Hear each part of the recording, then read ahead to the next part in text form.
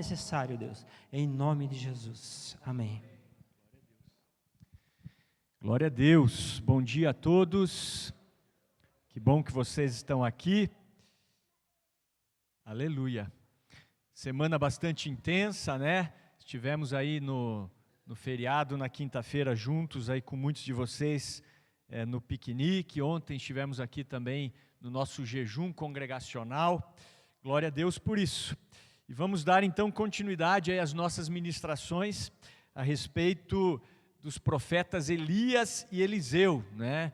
Então eu sempre dou um spoiler na minha célula sobre isso aqui, mas hoje vamos estar ministrando à igreja a respeito de mais uma passagem bíblica. Então vamos lá para 1 Reis, capítulo 18, e agora vamos finalizar aí o capítulo 18 de 1 Reis. Eu vou estar lendo a princípio só o versículo 1, né, só para a gente rever, e depois vou pular para o versículo 41 ao 46, amém?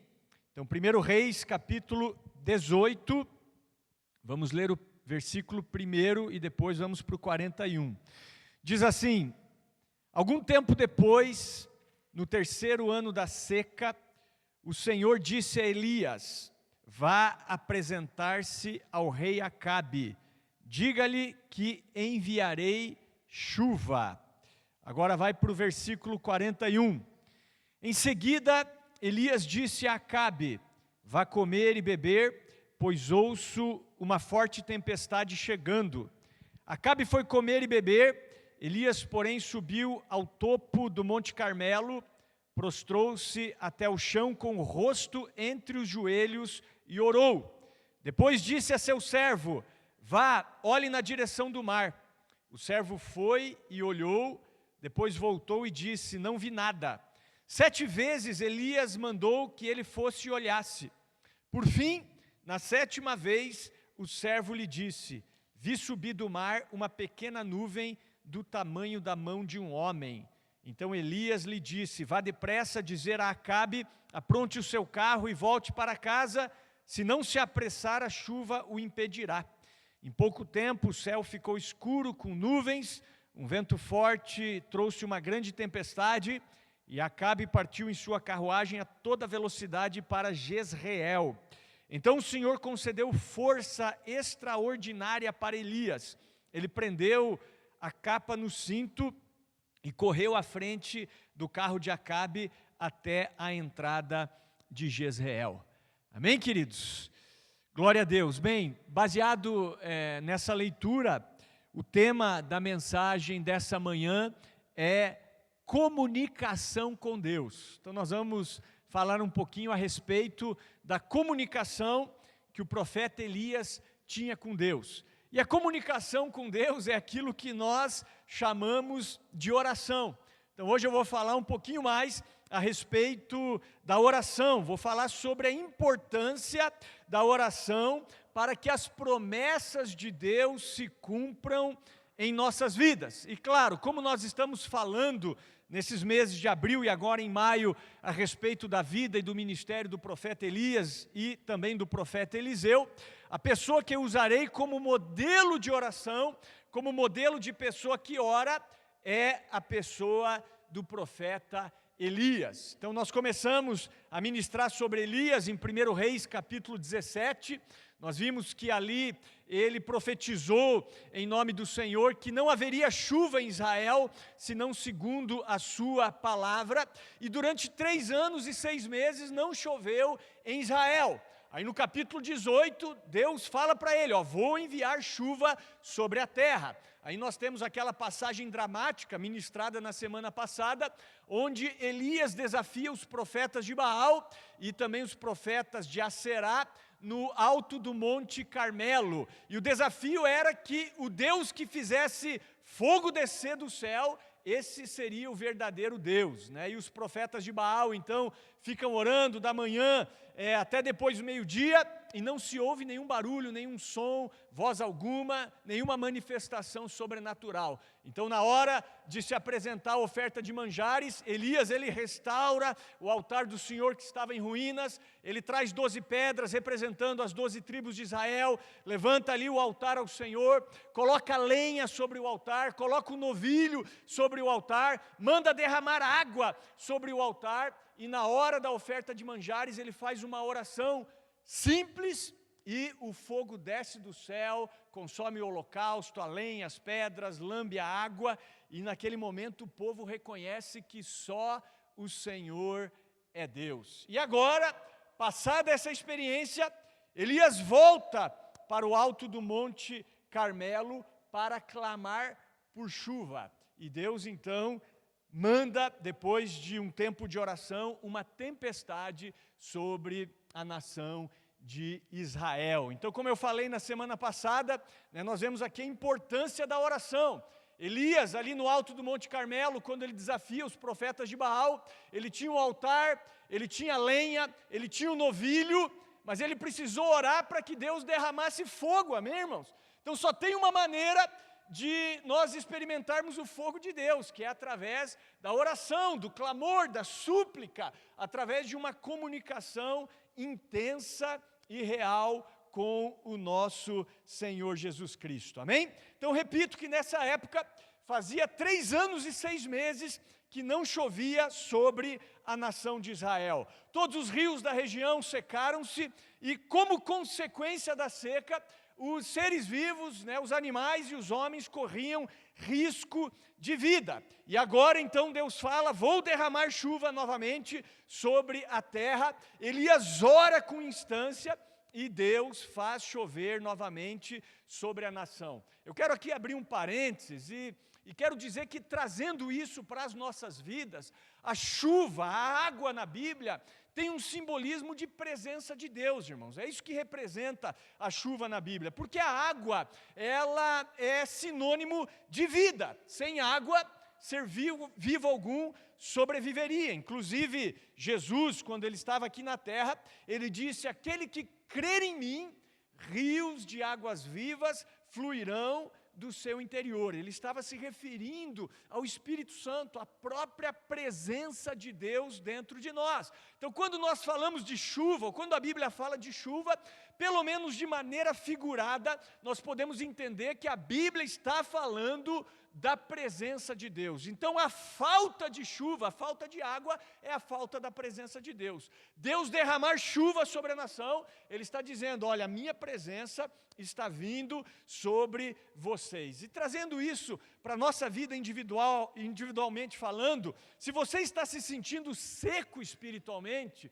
isso pode ser ausência da comunhão com Deus através da oração. Eu até me lembro que há vários anos atrás, de uma irmã aqui da igreja, ela falou, olha, eu tive uma visão com você, ou um sonho, não me lembro se era um sonho ou uma visão, mas foi mais ou menos assim, ela falou assim, olha, eu via você ministrando, mas você estava seco, pele e osso, então estava só a pele em cima do osso, e eu entendi a visão, eu falei, opa, está faltando presença de Deus, porque era uma época em que eu estava trabalhando muito mesmo, me dedicando muito ao ministério, todos os dias, ministrando muito, enfim, mas estava faltando talvez um pouco mais, ou muito mais, de presença de Deus na minha vida, de eu me retirar e estar buscando a Deus em oração. Então não é só o trabalhar para Deus, o trabalhar para Deus é muito importante, mas é você tirar tempo para estar na presença de Deus e ouvir Deus falando com você. Então, quando nós oramos com fervor, assim como Elias orou, Deus derrama abundante chuva sobre as nossas vidas. Posso ouvir um amém? Então, baseado nisso, eu quero trazer aqui algumas frases de alguns homens de Deus a respeito de oração. Existe um livro chamado A Oração Muda as Coisas, do J.C. Riley. Ele diz nesse livro que a oração é o fôlego do verdadeiro cristianismo. Então, tudo que Deus faz, irmãos, é resposta de oração. As pessoas mais abençoadas, né, em geral são as pessoas que mais oram, são as pessoas que mais pedem, são as pessoas que mais buscam, né? Então olha só, uma outra frase aqui de um homem de Deus: o cristão que não ora deveria ser uma espécie extinta, né? Deveria, infelizmente não é. Uma outra frase aqui do John Blanchard: o Espírito Santo transforma a oração de atividade em energia. Uma outra do E.M. Bonds aqui: a oração pode fazer qualquer coisa que Deus pode fazer. Uma outra frase aqui do Samuel Chadwick, essa eu gosto muito, já citei várias vezes aqui na igreja: a única preocupação do diabo é impedir o crente de orar. Ele não teme estudos, trabalho e religião sem oração. Ele ri de nossa labuta, zomba de nossa sabedoria, mas teme quando oramos. Uma outra frase aqui: o homem que se ajoelha diante de Deus pode resistir de pé a qualquer outra coisa. E uma última frase aqui que diz que a igreja de joelhos trará os céus à terra. Amém? E se você for para a Bíblia, você vai ver o próprio Senhor Jesus falando em Mateus 7, 7 e 8: pedi e dar-se-vos-á, buscai e achareis, batei e abrir-se-vos-á, pois todo o que pede recebe, o que busca encontra, e a quem bate abrir-se-lhe-á. Ou seja, queridos, nós precisamos orar mais, né? Nós temos inclusive orado para que a nossa igreja seja uma casa de oração. E por isso o tema da mensagem nessa manhã é comunicação, comunicação com Deus, e nós vamos ver que Elias, ele foi um modelo de oração para as nossas vidas, amém? E aí você pode pensar assim: mas pastor Peter, né, nos comparar com Elias não é correto. Elias era um grande profeta, um grande homem de Deus, ele operou muitos milagres, orou, fez fogo descer do céu. Eu nunca operei nenhum milagre, né? Então nós temos a tendência de colocar Elias num pedestal, de colocar Elias num lugar distante, num lugar inatingível, mas não é bem assim, irmãos. Se você for ler a Bíblia, não é bem assim. Elias, ele era um homem semelhante a nós, é isso que a Bíblia diz. Quer ver o que Tiago, o escritor da carta de Tiago, irmão do Senhor, ele diz a respeito de Elias? Ele diz que Elias era um homem semelhante a nós, sujeito aos mesmos sentimentos. Ou seja, ele era farinha do mesmo saco. Ele tinha problemas, conflitos, dúvidas, decepções, medos, frustrações, mas ele orava. Inclusive, se eu tiver a oportunidade, né, numa próxima pregação aí a respeito de Elias, talvez eu fale sobre a fuga dele, de Jezabel. Ele chegou a pedir a sua própria morte. Então, mais para frente, nós vamos ver que ele teve uma queda espiritual. Mas o segredo de Elias era a oração. Quando ele não orou e temeu, ele acabou cometendo o maior erro da sua vida. Ou seja, Elias mantinha sempre aberto o seu canal de comunicação com Deus. E não é isso que a Bíblia diz? Orai sem cessar. E era isso que diferenciava Elias dos demais, digamos assim, crentes, né, da época dele. Então olha só o que Tiago diz. Vamos ler o texto de Tiago. Quero que você acompanhe comigo aqui no telão. Tiago 5, 17 e 18, olha lá, coloca para mim lá, fazendo um favor, ó. Elias era humano como nós, e no entanto, quando orou insistentemente para que não caísse chuva, não choveu durante 3 anos e meio. Então ele orou outra vez, e o céu enviou chuva, e a terra começou a produzir as suas colheitas. Então nós vemos aqui que Elias era semelhante a nós. Agora detalhe, quem escreveu a respeito de Elias aqui? Foi o apóstolo Tiago, né? Então o apóstolo Tiago, ele tem uma carta onde ele fala muito a respeito de oração. E se Tiago, ou melhor, se tem alguém que tinha autoridade para falar de oração, esse alguém era o apóstolo Tiago. Não sei se vocês sabem, mas o apóstolo Tiago, ele tinha um apelido. E o apelido dele era joelhos de camelo, tá, irmãos? Isso não está na Bíblia, isso aí você tem que buscar em outras fontes, tá? Mas o apelido de Tiago era joelhos de camelo. Por quê? Porque ele tinha os joelhos calejados de tanto orar. De tanto ficar de joelho, de tanto estar ali na presença de Deus, os seus joelhos eram calejados. Já viu algum joelho de camelo aqui ou não? O joelho de camelo ele é grande, né? ele é largo. E sempre que eu falo sobre isso, eu me lembro do saudoso Seu Zé, né? O avô da Marla e o esposo da Dona Lazinha, falecido já. Porque ele tinha joelhos de camelo, né? Só que eu brinco, no caso dele não era por causa de oração não, tá, irmãos? É porque ele trabalhava como pedreiro, né, antes de se aposentar, pelo fato de ficar muito ajoelhado, fazendo piso, né? Os joelhos dele eram calejados, né?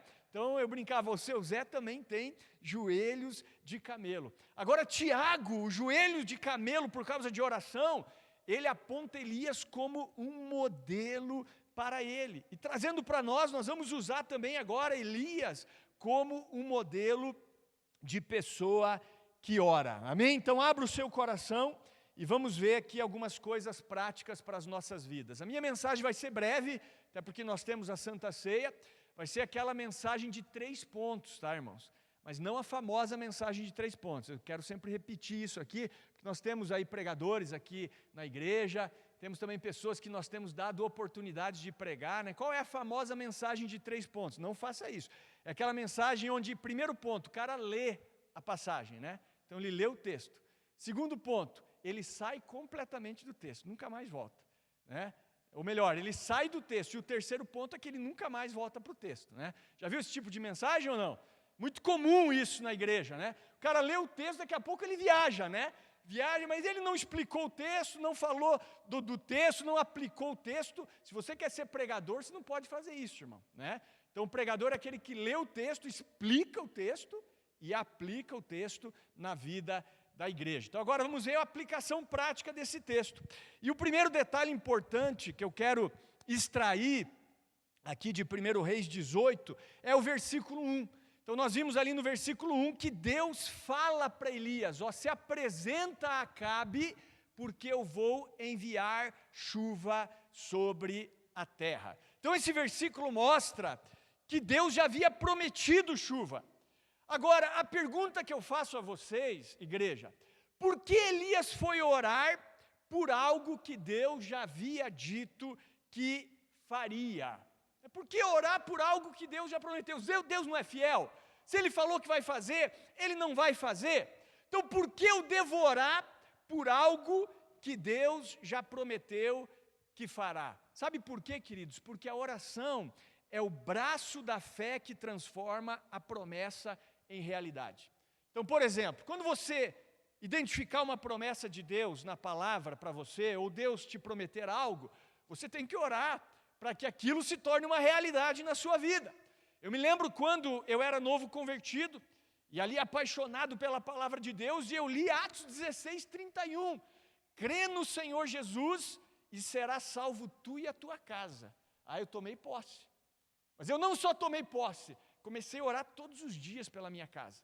Eu digo isso aqui, né? Eu gostava, né, quando eu era solteiro, de ficar sozinho em casa. Às vezes meus pais iam fazer a viagem deles, né? Já estavam aposentados, visitar algum parente. Às vezes meus irmãos também não estavam ali. Eu andava pela casa, eu orava, entrava em cada cômodo. Quantas vezes entrei no quarto dos meus pais, dos meus irmãos, declarando, né, que eles eram de Jesus, repreendendo todo o mal, expulsando todo tipo de demônio, enfim, né? E aos poucos eles foram vindo para a igreja, simpatizando, até que todos entregaram a vida para o Senhor. Amém? Então a promessa está aqui na palavra, mas a oração faz com que essa promessa se torne realidade.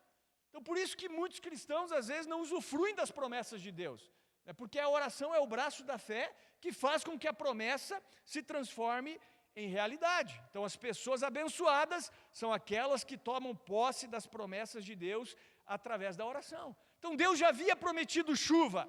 Mesmo assim, Elias volta, né, ao Monte Carmelo, porque eles perseguem primeiro os profetas de Baal, matam ali os profetas de Baal de Aserá, e ele volta ao Monte Carmelo com seu servo para transformar a promessa em realidade, né?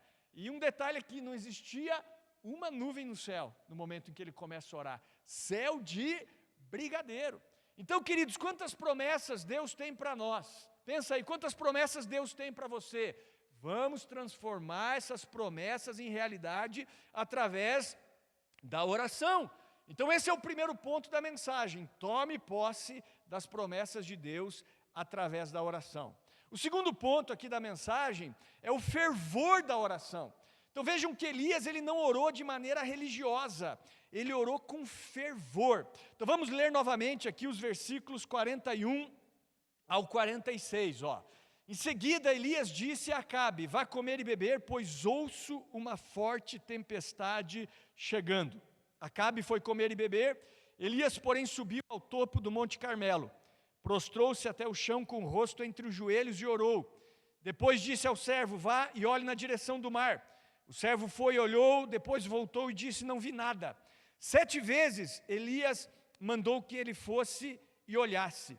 Por fim, na 7ª vez, o servo lhe disse: vi subir do mar uma pequena nuvem do tamanho da mão de um homem. Então Elias lhe disse: vá depressa dizer a Acabe: apronte o seu carro e volte para casa, se não se apressar a chuva o impedirá. Em pouco tempo o céu ficou escuro com nuvens, um vento forte trouxe uma grande tempestade, e Acabe partiu em sua carruagem a toda velocidade para Jezreel. Até aqui está bom. Então nós vemos nessa passagem que Elias já ouvia o ruído de abundante chuva. Ele ouvia, isso era no espírito. Ele já tinha convicção de que Deus faria esse milagre. Mas a realidade dizia: ó, não tem nenhuma nuvem no céu. Ou seja, ainda que não houvesse nuvem no céu, Elias ouvia o ruído dos trovões com o ouvido da fé. E então ele sobe ali no alto do Monte Carmelo, ele se abaixa de cócoras, né, e ele coloca a cabeça entre os joelhos, com o rosto praticamente encostado no chão. Para quem não sabe, essa era uma posição de dor, de humildade. Era uma posição em que as mulheres hebreias davam à luz aos seus filhos. Para quem não sabe, as mulheres hebreias eram muito fortes e elas davam à luz de cócoras, né? Não é como hoje, né, que a mulher dá luz deitada, geralmente, né? Na verdade, a posição certa é essa, sabia disso, irmãos? Porque deitado, às vezes você fecha ali a saída do bebê. Agora, de cócoras, se abre, né? Então, elas eram assim. Até eu lembro que eu ouvi que as mulheres hebreias eram tão fortes que era um tempo de guerra, né? Eles eram acostumados com guerra. Imagine uma mulher grávida fugindo, né? E aí começa a dar luz a uma criança. Ela simplesmente abaixava, já pegava o bebê aqui e já continuava fugindo com o bebê. Era mais ou menos assim que funcionava, né? Então era algo muito prático. Então, baseado nisso, é como se Elias estivesse dando uma luz aqui à promessa de Deus. Então não era uma oração religiosa, era uma oração fervorosa. Então o primeiro ponto é você tomar posse das promessas de Deus através da oração. O segundo ponto é você orar de maneira fervorosa, com o coração quebrantado. Um coração quebrantado e humilde o Senhor jamais desprezará.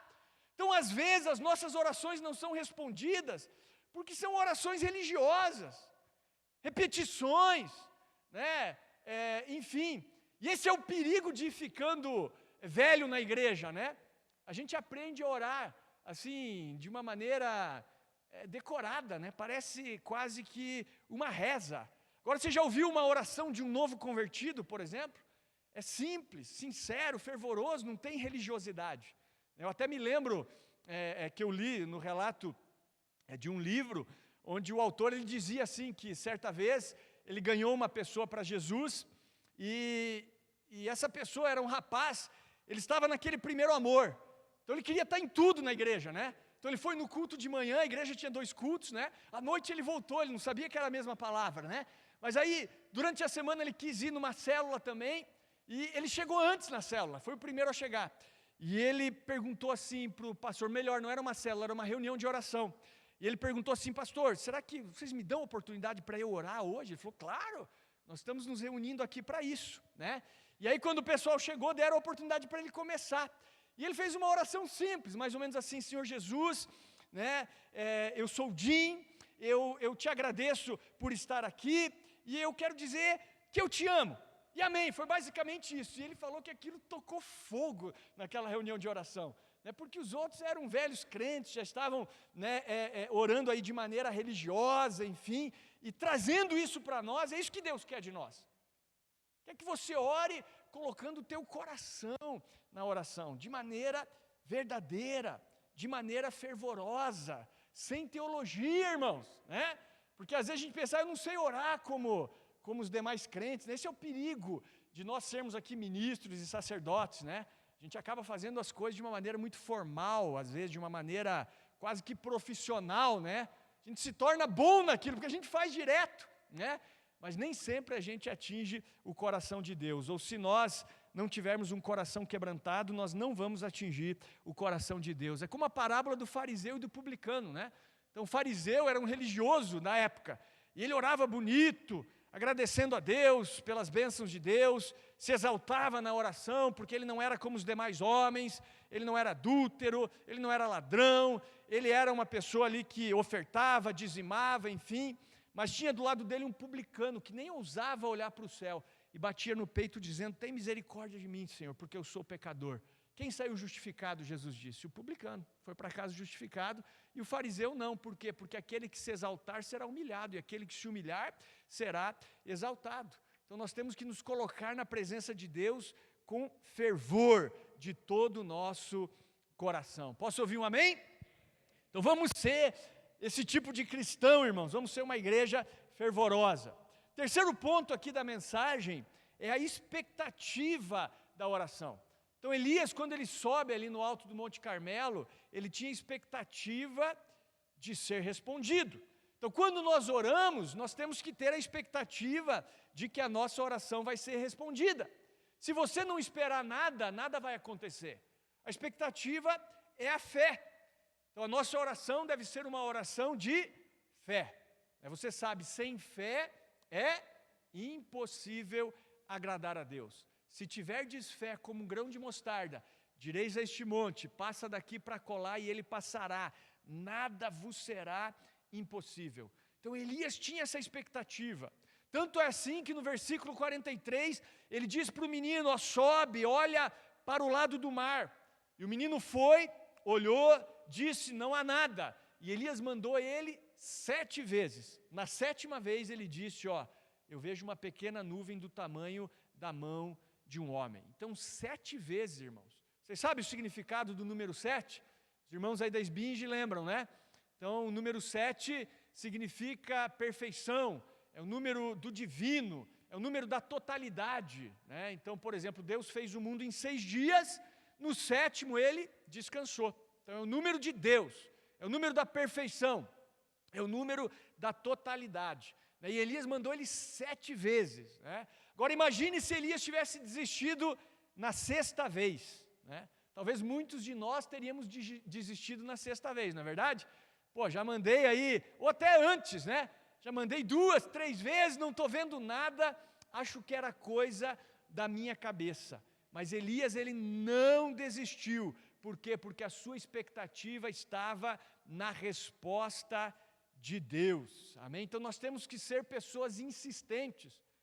Quantas parábolas Jesus contou a respeito da perseverança na oração? Uma delas ele fala assim, qual é o homem que tendo um amigo, e esse homem vai até o amigo à meia-noite, bate lá na porta da casa do amigo e pede, amigo, me dê aí 3 pães, porque chegou uma visita na minha casa e não tenho o que servir para esse amigo, me empresta aí 3 pães. E aí o homem de dentro da casa, né, o amigo diz assim, não, já estou deitado aqui, meus filhos estão dormindo, não me incomode, né? E aí Jesus diz assim, pode ser que ele não dê os pães para você por ser teu amigo, mas ele vai dar por causa da insistência. Se você ficar insistindo e batendo, essa pessoa vai abrir a porta da casa e vai dar os pães para você. E aí que Jesus diz, pedi, dar-se-vos-á. Batei e abrir-se-vos-á, porque todo aquele que pede recebe, o que busca encontra, e o que bate, abrir-se-lhe-á. Então nós temos que ser pessoas insistentes, insistir em oração. Muito comum na igreja, né? A gente vê assim as pessoas, às vezes no momento de dificuldade, elas vêm na reunião de oração, né? Quando a água bate no pescoço, elas vêm, né? Em geral são poucas pessoas que vêm, né? Aí elas vêm e elas se comprometem, não, agora eu vou estar aqui sempre. Cara, eu já rio dentro de mim. É só a situação melhorar um pouquinho, a pessoa não aparece mais. Mas eu sempre digo, nós estaremos aqui sempre, irmãos. Ontem estávamos aqui no jejum, né? Falei, não, nós vamos estar aqui sempre. Não importa se vamos estar em 1, em 2, em 3, nós estaremos aqui sempre. Sempre, porque nós entendemos a importância de bater, de insistir, de perseverar. E é isso que Elias diz aqui, ou nos ensina aqui, a insistência para com Deus, a expectativa, a fé. É como aquela ilustração, né? Desculpe os irmãos que já me viram falar muitas vezes sobre ela, mas ela se encaixa perfeitamente aqui. Tinha um homem que ele estava dirigindo o seu carro na estrada deserta, de noite, e a gasolina acabando, né? O tanque ali já na reserva, e aquele homem começou a ficar nervoso, não tinha casa por perto, posto de gasolina, nada disso, e a gasolina acabando, e ele vai ficando nervoso, e ele começa a orar, né? Claro, começa a orar, Senhor, intervém nessa situação, e ora, daqui a pouco o ponteiro da gasolina começa a subir, né? Deus estava enchendo o tanque de gasolina dele sobrenaturalmente, fazendo multiplicar a gasolina no tanque. Quando o ponteiro bate nos 40 litros, ele grita, não acredito! E o ponteiro retrocede, né? Então muitas vezes é assim que a gente se comporta, né? A gente até ora, mas lá no fundo, nós não temos a expectativa do que Deus vai fazer. Nós nem sempre acreditamos naquilo que Deus está fazendo. Existem passagens bíblicas que mostram isso, né? Em Atos capítulo 12, tem uma passagem ali onde Pedro, ele estava preso, ele estava algemado, ele estava entre 2 guardas, e no outro dia ele seria morto. E diz a Bíblia que a igreja fazia oração incessante por Pedro.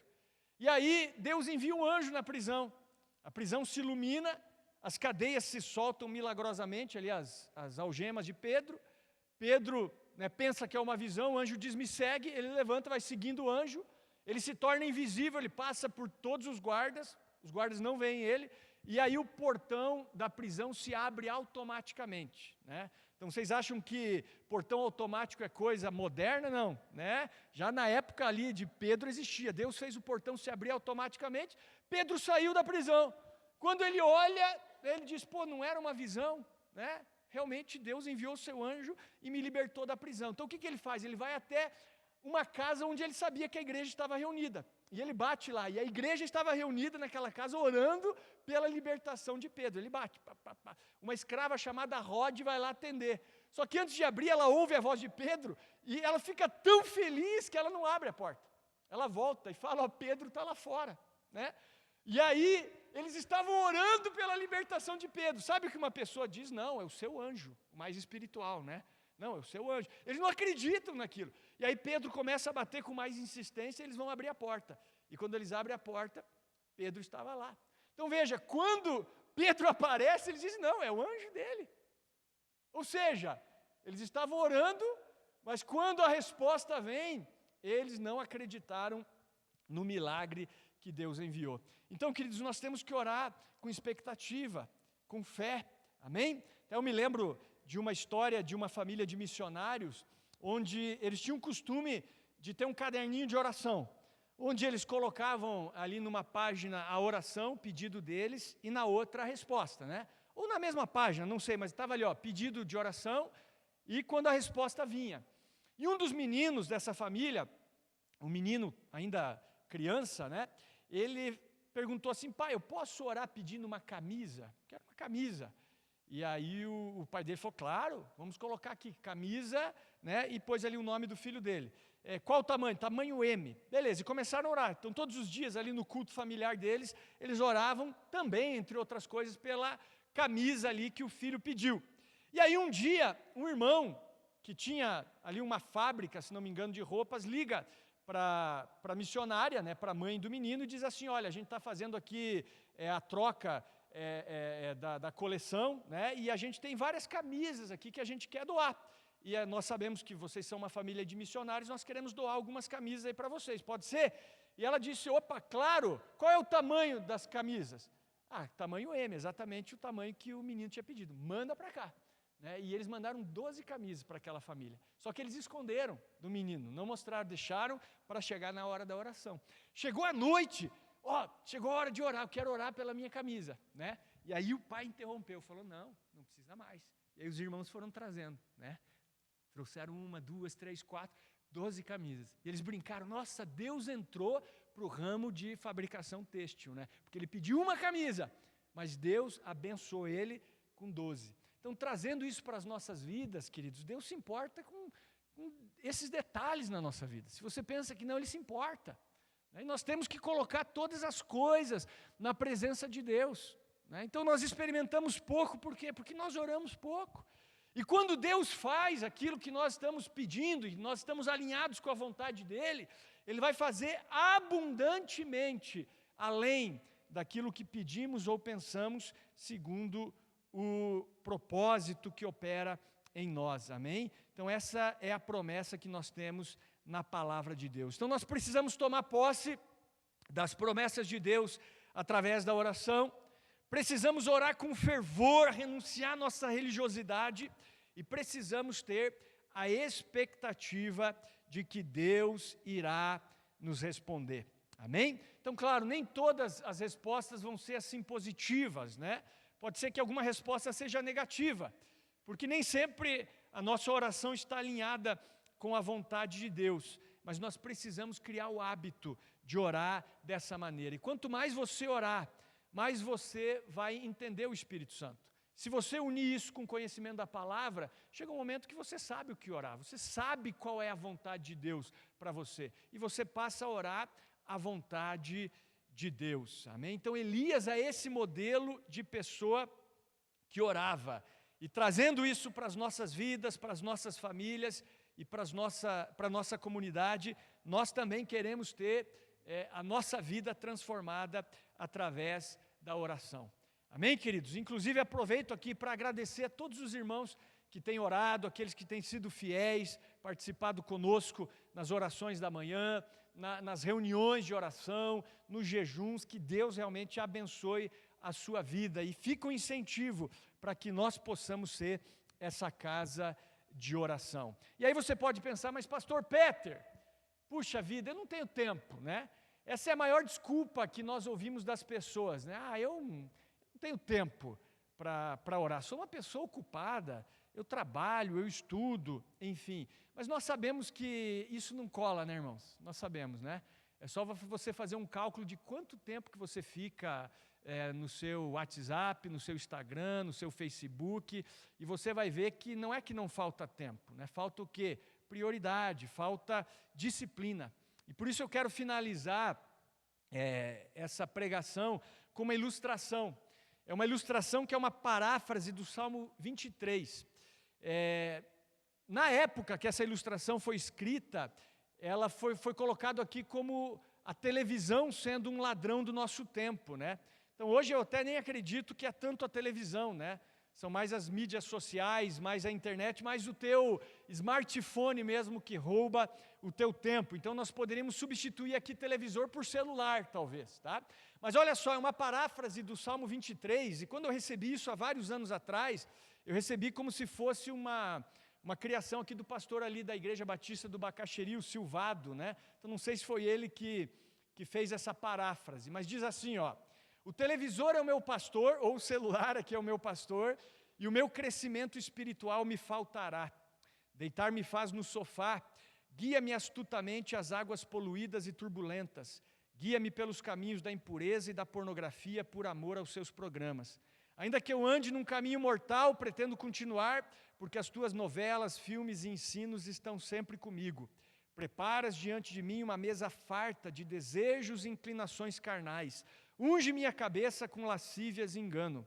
Certamente que a promiscuidade e a maldade me seguirão todos os dias da minha vida, e habitarei no inferno com o diabo e todos os seus demônios para todo o sempre. Forte, né? Então, infelizmente, essa é a realidade, muitas vezes, da igreja, né? E por isso que os ímpios, muitas vezes, eles têm mais sucesso do que os cristãos, né? Porque os filhos desse mundo, eles são mais prudentes nessa geração do que os filhos da luz, né? Os servos de Satanás, eles dão tudo pelo diabo, né, para ter fama, poder, riqueza, enfim. Mas os filhos da luz muitas vezes levam as coisas de qualquer jeito, né? E nós perdemos muito tempo, né, em mídias sociais, rolando ali o nosso Instagram, stalkeando pessoas, né, ou vendo coisas que não nos levam a lugar nenhum. Não sei se isso já aconteceu com você, né? Comigo já aconteceu, tá, irmãos? Você está ali, né? Você entra até na internet para fazer alguma coisa decente, sei lá, eu preciso ver isso aqui, né? Ver um vídeo ali, enfim, só que daí aparece ali uma notificação, né? Por exemplo, a briga entre o hipopótamo e o rinoceronte. Aparece ali um vídeo para você. Aí você fica curioso, né? Pô, eu quero ver quem ganha essa briga, que se é o rinoceronte ou o hipopótamo. Você clica ali, né? E aí um vídeo vai chamando o outro. Quando você vê, você perdeu um tempo vendo coisas que não te levam para lugar nenhum. Quem já passou por isso, irmãos? Né? Quem vai ganhar, o crocodilo ou a sucuri? Porque daí já emenda no outro, né? Então, baseado nisso, né, o tema aqui da mensagem é sobre a nossa comunicação com Deus. Eu quero desafiar a igreja a seguir aqui o modelo de Elias, a tomar posse das promessas de Deus através da oração, a fazer essa oração fervorosa e também a ter fé, expectativa de que Deus irá nos responder. Amém, queridos? Então convido você a ficar de pé. Quero chamar aí os irmãos do louvor aqui à frente.